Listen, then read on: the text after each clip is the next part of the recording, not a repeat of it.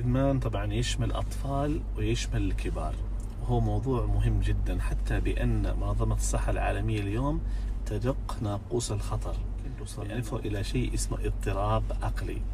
وطبعا الإدمان هو عندما يتجاوز الإنسان استخدام الشاشات، يعني التلفاز، الهاتف، الكمبيوتر، أكثر من 6 ساعات، هذا يسمى إدمان.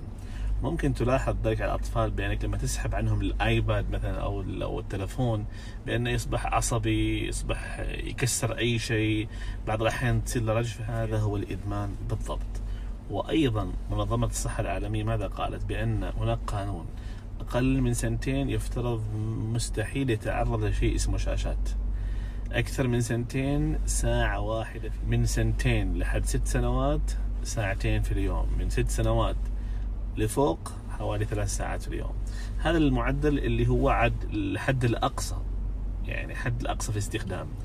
الخطير أنه هل أبنائنا اليوم مستعدين لهرمون الدوبامين؟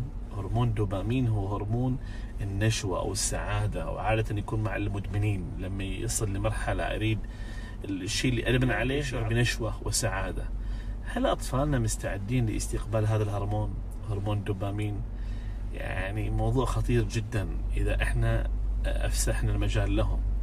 البعض يقول لك والله غصب مني، هو يبكي سلاح عند الطفل، إذا تم الاستجابة لهذا البكاء يستخدم هذا السلاح دائما، لكن إذا لم يتم الاستجابة سيتعب الطفل من البكاء، وبالتالي يبحث عن سلاح آخر للضغط على أمه وبالتالي ننتبه جدا. هذا الموضوع طبعا خطير جدا جدا جدا.